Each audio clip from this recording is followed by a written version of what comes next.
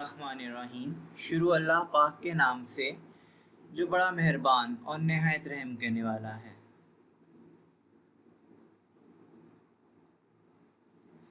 अस्सलाम वालेकुम dear students, welcome to computer class. उम्मीद है आप सब खैरियत से होंगे। डियर स्टूडेंट्स, आज हम चैप्टर नंबर 2 का आगाज़ करने वाले हैं। चैप्टर नंबर 2 का नाम है कंप्यूटर मेमोरी। आज के इस लेक्चर में हम सीखेंगे कि डिफरेंट मेमोरीज का इंट्रोडक्शन क्या है, मेमोरी कैरेक्टरिस्टिक्स क्या होते हैं, मेमोरी टर्मिनोलॉजीज कौन कौन सी हैं, built up and retention power के हिसाब से कौन कौन सी मेमोरीज पाई जाती हैं, और हम volatile and non volatile memory को आज के इस लेक्चर में डिस्कस करेंगे। आइए अपने लेक्चर की जानिब बढ़ते हैं।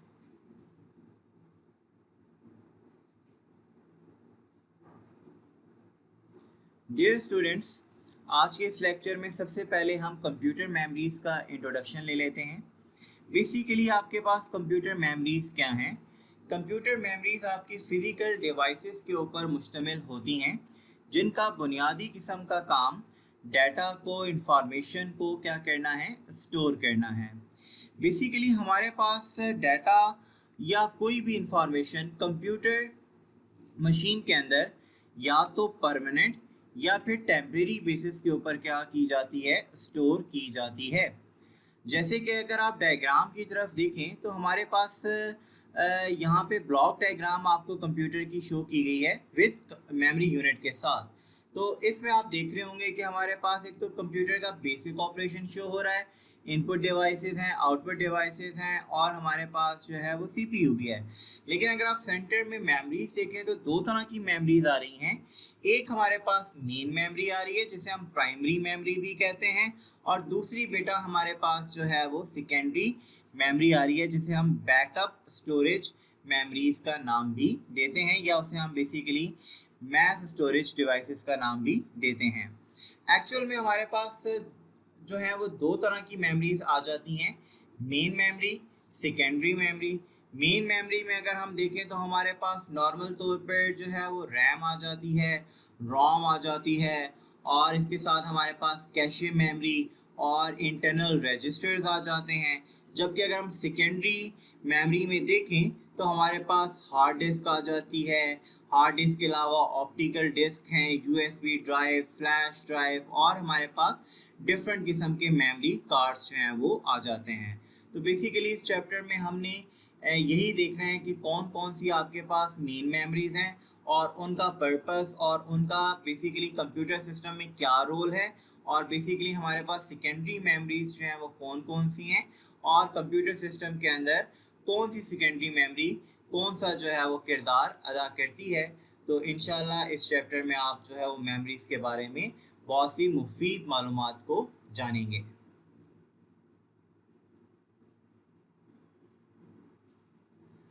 नेक्स्ट बेटा, सबसे पहले हम डिस्कस कर लेते हैं इस चैप्टर में कि मेमोरी के डिफरेंट कैरेक्टरिस्टिक्स क्या होते हैं, खसूसियात क्या होती हैं।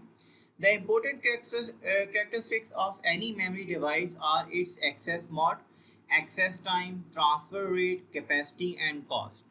हम जब भी आपके पास कोई मेमोरी बाय आउट करने जाते हैं, ख़रीदने जाते हैं, तो हम कुछ कैरेक्टरिस्टिक्स अपने माइंड में रखते हैं, और उनको माइंड में रखते हुए मेमोरीज को क्या करते हैं, बाय करते हैं या परचेज करते हैं। इसमें सबसे पहले हमारे पास बेटा एक्सेस मोड आ रहा है। बुनियादी तौर पे हमारे पास मेमोरीज के दो मोड्स हैं, एक को हम कहते हैं सीक्वेंशियल एक्सेस मोड और दूसरे को बेटा हम कहते हैं रैंडम एक्सेस मोड।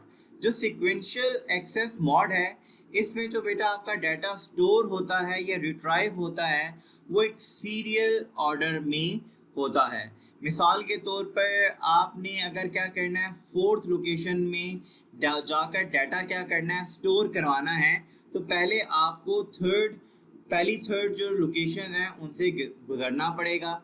इसी तरह अगर आपने फोर्थ लोकेशन से डाटा को क्या करना है, रिट्राइव करवाना है, तो रिट्राइव करने के लिए भी आपको पहले फर्स्ट 3 लोकेशन से गुजरना पड़ेगा, फिर आप फोर्थ लोकेशन को क्या कर सकते हो, एक्सेस कर सकते हो। इसे बेसिकली हम कहते हैं सीक्वेंशियल एक्सेस मोड कहते हैं।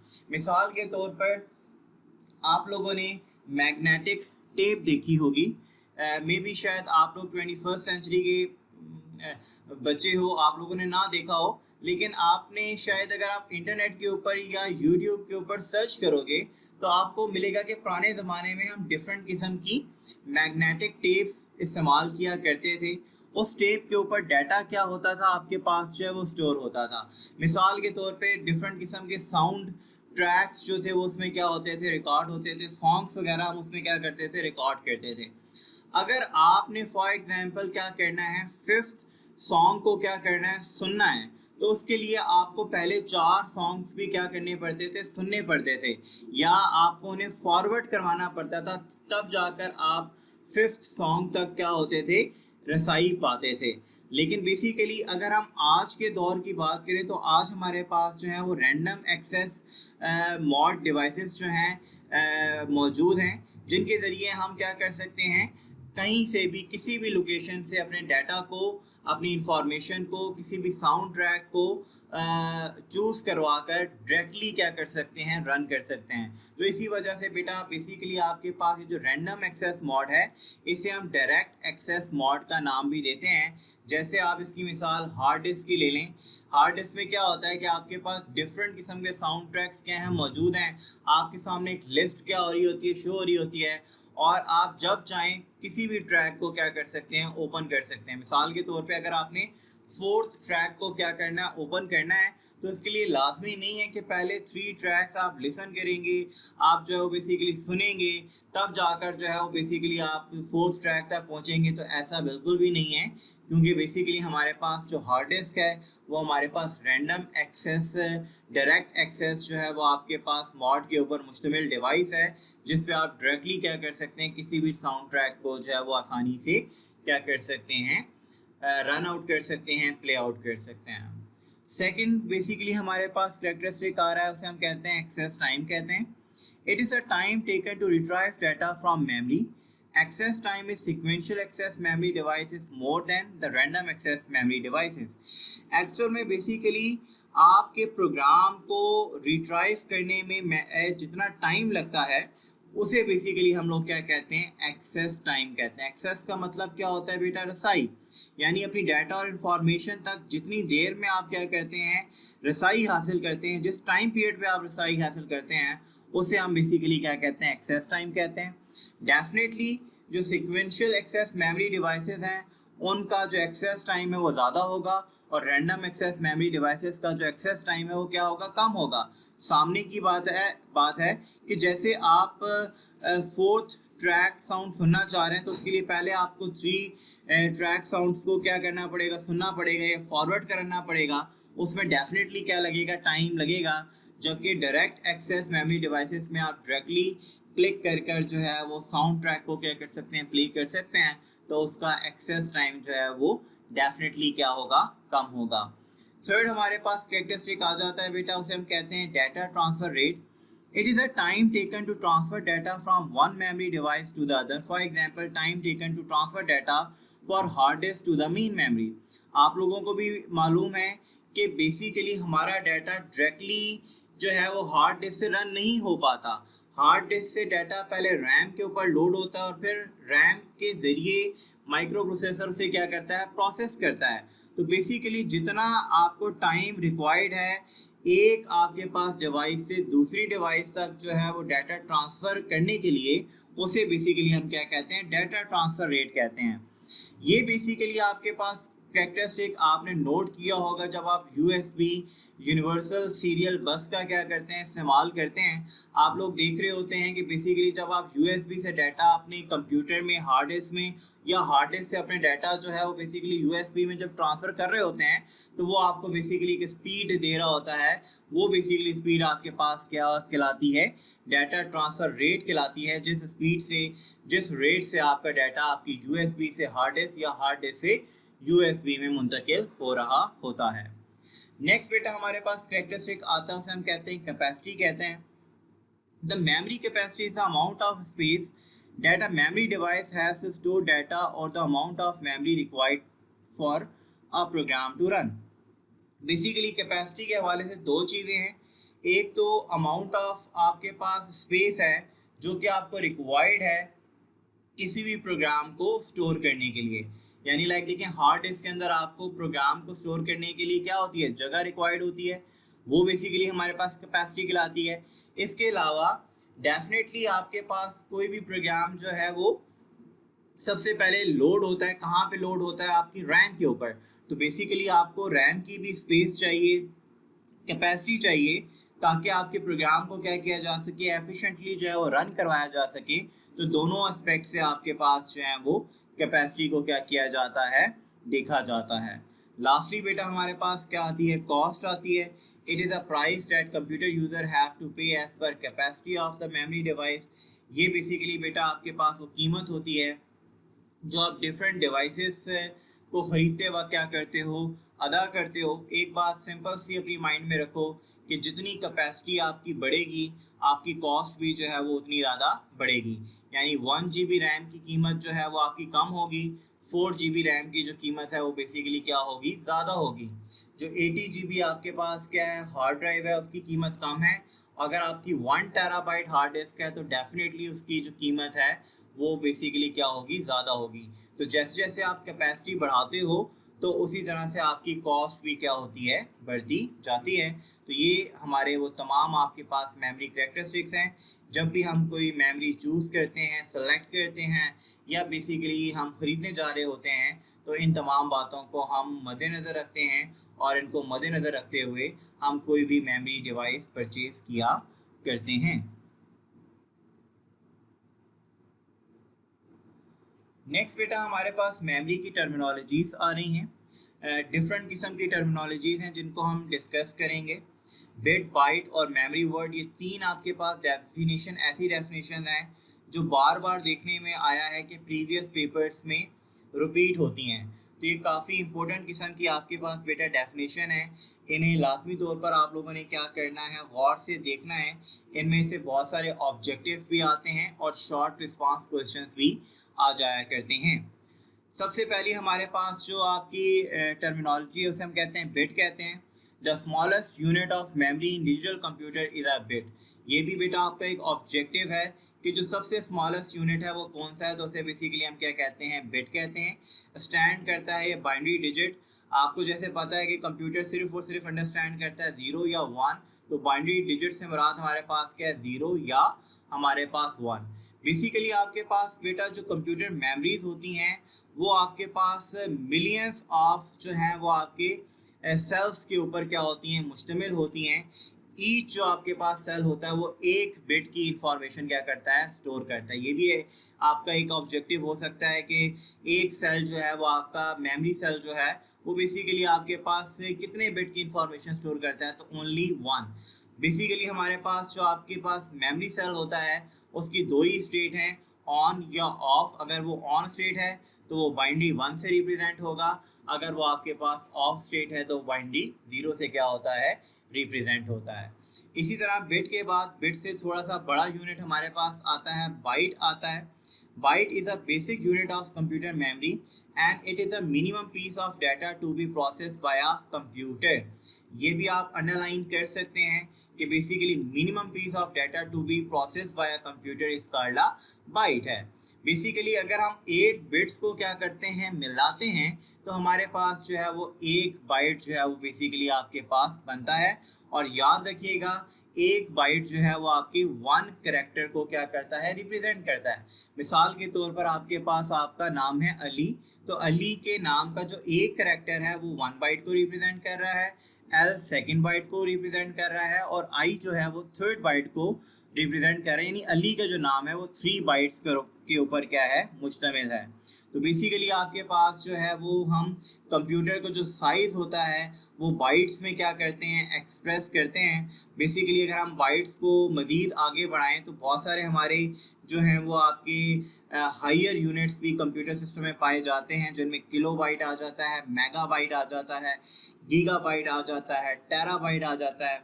अगर आप फ्यूचर में जाएं, इन केस अभी भी मार्केट में मौजूद हैं ये आपके पास यूनिट्स, लेकिन जो आपके सुपर कंप्यूटर टाइप के कंप्यूटर्स हैं उनमें ये आपके पास पाए जाते हैं, जिन्हें हम पीटाबाइट या एक्साबाइट का जो है वो नाम देते हैं। आपके राइट हैंड साइड पर जो है स्क्रीन के ऊपर मेमोरी यूनिट्स का जो चार्ट है वो बेसिकली आपको नज़र आ रहा होगा। इसे लाजमी तौर पे बेटा आपने कवर अप करना है।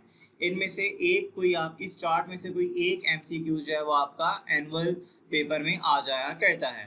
ठीक है, 1 बाइट 8 बिट्स के इक्वल है। 1 किलोबाइट जो है 1024 बाइट्स के इक्वल होता है। 1 मेगाबाइट जो है 1024 किलोबाइट्स के इक्वल होता है। 1 गीगाबाइट जो है 1024 मेगाबाइट्स के इक्वल होता है।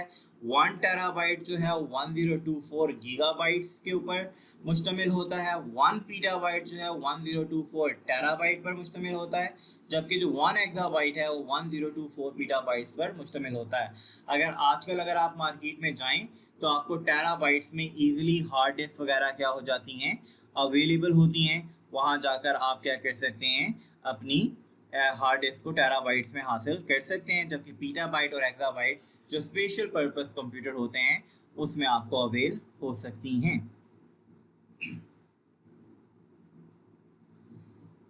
नेक्स्ट बेटा हमारे पास जो है वो लास्ट टर्मिनोलॉजी आ रही है, मेमोरी वर्ड है।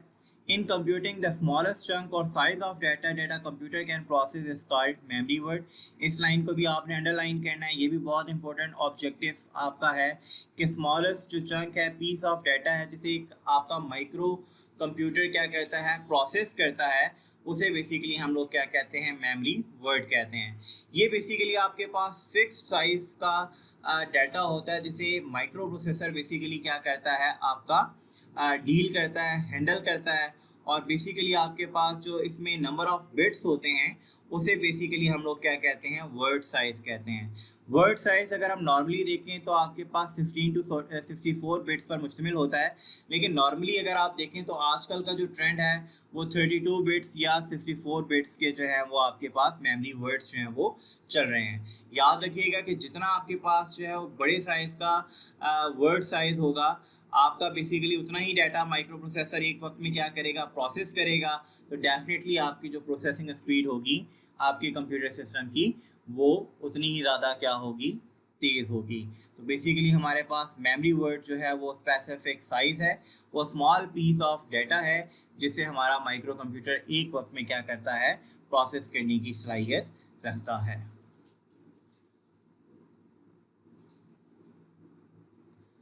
मेमोरी की बेसिकली बेटा साख्त के हिसाब से और महफूज करने की ताकत के हिसाब से हमारे पास कुछ मेमोरीज की टाइप्स आ रही हैं, जिन्हें हम इस चैप्टर में फर्दर डिटेल से क्या करेंगे, एक्सप्लेन करेंगे। और आगे इनकी जो कैटेगरीज हैं, इनकी जो टाइप्स हैं, उनको एक एक करके क्या करेंगे, स्टडी करेंगे।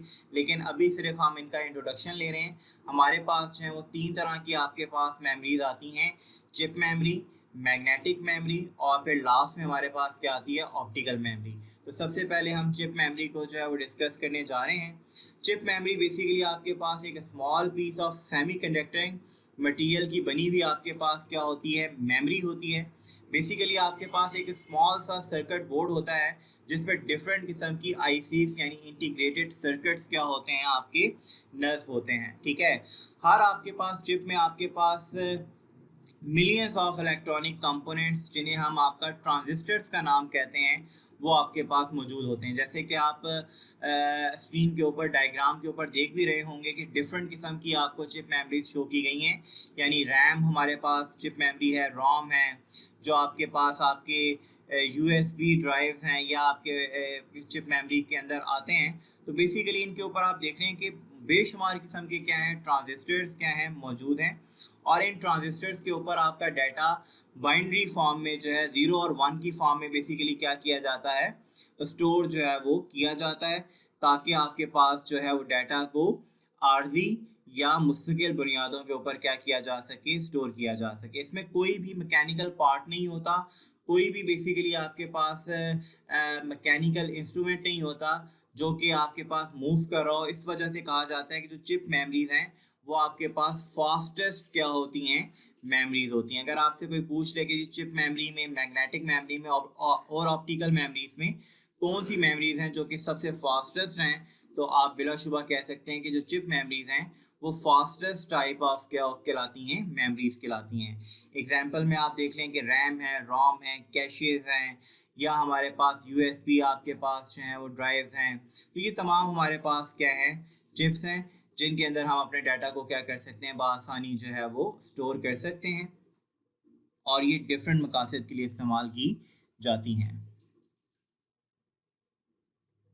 इसी तरह बेटा हमारे पास नेक्स्ट वन मैग्नेटिक मेमोरीज आती हैं। मैग्नेटिक मेमोरी हमारे पास एक ऐसी मेमोरी है जो ह्यूज अमाउंट ऑफ आप कह लें कि डाटा स्टोर करने के लिए जो है वो इस्तेमाल की जाती है। जब हमें बड़ी मिकदार में डाटा और इंफॉर्मेशन को स्टोर करना हो तो फिर हम मैग्नेटिक मेमोरीज का क्या करते हैं, सहारा लेते हैं। मैग्नेटिक मेमोरीज में या तो हमारे पास मैग्नेटिक टेप्स आ जाती हैं या मैग्नेटिक डिस्क आ जाती हैं, जिन्हें हम इस चैप्टर में फर्दर डिस्कस करेंगे। लेकिन बेसिकली इस वक्त जो मार्केट में मैग्नेटिक मेमोरी की जो एग्जांपल आपके पास जो है मिसाल मौजूद है वो बेसिकली आपके पास मैग्नेटिक डिस्क है, जिसमें हार्ड डिस्क इसकी सबसे क्या है बड़ी आपके पास क्या है मिसाल है। एक्चुअल में मैग्नेटिक मेमोरीज में क्या होता है कि आपके पास डिफरेंट किस्म की पैलेट्स मौजूद होती हैं। उन पैलेट्स के ऊपर आपके पास मैग्नेटाइज और नॉन मैग्नेटाइज जो मटेरियल है वो क्या कर दिया जाता है, माउंट कर दिया जाता है। बेसिकली जो आपके पास मैग्नेटाइज जो आपके पास स्पॉट होता है वो बाइनरी 1 को रिप्रेजेंट करता है, जबकि हमारे पास जो है वो नॉन मैग्नेटाइज जो स्पॉट होता है वो बेसिकली क्या करता है, 0 को क्या करता है, रिप्रेजेंट करता है। फिर आपके पास मैग्नेटिक मेमोरीज में एक मैकेनिकल क्या होता है, हेड होता है, एक मूविंग पार्ट होता है जो कि आपके मैग्नेटाइज और नॉन मैग्नेटाइज पार्टिकल्स को क्या करता है, बेसिकली आपके पास डिटेक्ट करता है और बेसिकली उनमें आपके पास क्या करता है, वेरिएशंस जो है वो आपके पास रखता है। और फिर उस मैकेनिकल हेड की मदद से आप अपनी किसी भी मैग्नेटिक डिस्क के अंदर डाटा को क्या करते हैं, रीड या बेसिकली आपके पास क्या करते हैं, राइट करते हैं। एक्चुअल में आप देखेंगे जब आपको इसी चैप्टर के अंदर हार्ड डिस्क पढ़ाया जाएगा तो मैं आपको इसमें तफसील से जो है इसका बताऊंगा कि एक्चुअल में कैसे जो है वो डाटा को स्टोर किया जाता है या कैसे डाटा को रिट्राइव किया जाता है। लेकिन अगर आप अभी भी डायग्राम में देखें तो आपको नजर आ रहा होगा कि एक बेसिकली आपके पास राउंड सी डिस्क है। इस डिस्क के दोनों तरफ में magnetize and non magnetize particles मौजूद हैं। मैग्नेटिक हेड आपके पास लगा हुआ है जिसका काम मैग्नेटिक पार्टिकल्स को क्या करना है, आपका जो है वो डिटेक्ट करना है और मॉडिफाई करके बेसिकली डाटा को स्टोर या बेसिकली क्या करना है, रिट्राइव करना है। बेसिकली मैग्नेटिक मेमोरीज आपकी चीप मेमोरीज में, सस्ती किस्म की आपके पास मेमोरीज में आती हैं और ये huge amount of data store करने की जो है वो सलाहियत रखती हैं। नेक्स्ट अगर आप देखें, अगर इनकी स्पीड के हिसाब से देखें, चिप मेमोरीज के हिसाब से देखें, चूंकि इनमें मैकेनिकल हेड, मैकेनिकल आपके पास मूवमेंट जो है वो पाई जा रही है, तो चिप मेमोरीज के हिसाब से जो इनकी बेसिकली क्या कहते हैं, जो स्पीड है आपके पास डाटा को स्टोर करने की या रिट्रीव करने की, वो थोड़ी सी क्या होती है, कम होती है। नेक्स्ट बेटा हमारे पास जो है वो ऑप्टिकल मेमोरीज आ रही हैं। ऑप्टिकल मेमोरीज नॉर्मली आपने देखी भी होंगी, ये सीडीज, डीवीडी या ब्लू रे डिस्क की सूरत में आपके पास जो है वो पाई जाती हैं। अगर आपने एक सीडी को देखा और अगर आप सीडी को क्या करें, उठाकर उसकी बैक साइड देखें तो आपको वहाँ पे कंसेंट्रिक सर्कल्स जो हैं वो आपको क्या होंगे, नज़र आएंगे। उन कंसेंट्रिक सर्कल्स को हम क्या कहते हैं, ट्रैक्स कहते हैं। ट्रैक्स जो हैं वो डिफरेंट किस्म के सेक्टर्स के ऊपर क्या होते हैं, बेसिकली आपके पास मुश्तमिल होते हैं और फिर उन सेक्टर्स के ऊपर आपके पास डिफरेंट किस्म की आपके पास लैंड्स और पिट्स क्या होते हैं, मौजूद होते हैं। और उन लैंड्स और पिट्स को जो है वो बेसिकली आपकी एक स्कैनर की मदद से, एक लेज़र बीम की मदद से उस पर डाटा रीड या वहाँ से डाटा क्या किया जाता है, राइट करवाया जाता है। जैसे कि अगर आप डायग्राम में भी देख रहे होंगे, ट्रैक, सेक्टर और बेसिकली आपके पास लैंड और पिट को क्या किया गया है, वादे किया गया है। डाटा कैसे राइट करवा सकते हैं, रीड कैसे करवा सकते हैं, ये भी आप क्या कर सकते हैं, देख सकते हैं। ये भी बेसिकली आपके पास चीपर किस्म की आपके पास क्या है, मेमोरीज हैं। आपकी सस्ती किस्म की आपके पास मेमोरीज हैं, उनमें आप क्या कर सकते हैं, डाटा क्या कर सकते हैं, स्टोर करवा सकते हैं। इन केस अगर आप 12 सेंटीमीटर यानी 4.72 इंच की एक ऑप्टिकल डिस्क लेते हैं तो उसमें आप एक पूरा इंसाइक्लोपीडिया क्या कर सकते हैं, स्टोर करवा सकते हैं। इंशाल्लाह आप देखेंगे कि इसी चैप्टर के अंदर हमारे पास ऑप्टिकल मेमोरीज दोबारा रिपीट होंगी, जिसमें आपके पास कॉम्पैक्ट डिस्क, आपकी डिजिटल वर्सेटाइल डिस्क, डीवीडी और ब्लू रे डिस्क जैसी आपके पास इसकी कैटेगरीज आएंगी, जिन्हें हम डिटेल से डिस्कस करेंगे और वहाँ जाके मज़ीद बेहतर तौर पे हम जानेंगे कि ट्रैक्स क्या होते हैं, लैंड क्या होती हैं, पिट्स वगैरह क्या होती हैं। आज के लेक्चर का हमारे पास लास्ट टॉपिक आता है volatile and non volatile memories आती हैं। डाटा को स्टोर करने के हिसाब से हमारे पास मेमोरीज को दो हिस्सों में डिवाइड किया जाता है, वॉलेटाइल और नॉन वॉलेटाइल। बेटा ये बहुत इंपॉर्टेंट क्वेश्चन है, इसका जो डिफरेंस है वो नॉर्मली आपके पेपर में आ जाया करता है। सबसे पहले डिस्कस कर लेते हैं वॉलेटाइल मेमोरीज को। ऐसी तमाम मेमोरीज जिन्हें बेसिकली आपके पास जो है वो चलने के लिए डाटा और इन्फॉर्मेशन को जो है वो स्टोर करने के लिए इलेक्ट्रिसिटी पावर की ज़रूरत होती है, उन्हें बेसिकली हम लोग क्या कहते हैं, वॉलेटाइल मेमोरीज कहते हैं। वॉलेटाइल मेमोरीज जो होती हैं वो सिर्फ और सिर्फ उस वक्त तक आपके डाटा को स्टोर रखती हैं जब तक कि आपकी पावर सप्लाई क्या होती है, ऑन होती है। जैसे ही आपकी पावर सप्लाई एक दफ़ा क्या होती है, ऑफ जाती है, तो बेसिकली आपके पास जितना डाटा, जितनी इंफॉर्मेशन इन मेमोरीज के अंदर मौजूद होता है वो क्या हो जाता है, लॉस हो जाता है। इसी वजह से बेटा हम इनको टेम्परेरी मेमोरीज का नाम दिया करते हैं। इनकी मेमोरीज में इनकी एग्जांपल में हमारे पास रैम आ जाती है, कैशे मेमोरी और रजिस्टर्स आ जाते हैं। नॉर्मली आप देखते हैं कि जैसे ही आप क्या करते हो, अपने कंप्यूटर को बंद करते हो, तो रैम के ऊपर जितना भी डाटा क्या होता है, स्टोर होता है, तो वो सारा का सारा तहरीर हो जाता है, आपका लॉस हो जाता है। तो बेसिकली रैम जो है वो आपके पास क्या कहलाती है, वॉलेटाइल मेमोरी कहलाती है। जबकि नॉन वॉलेटाइल मेमोरीज में हम देखें तो इन्हें हम परमानेंट मेमोरीज कहते हैं।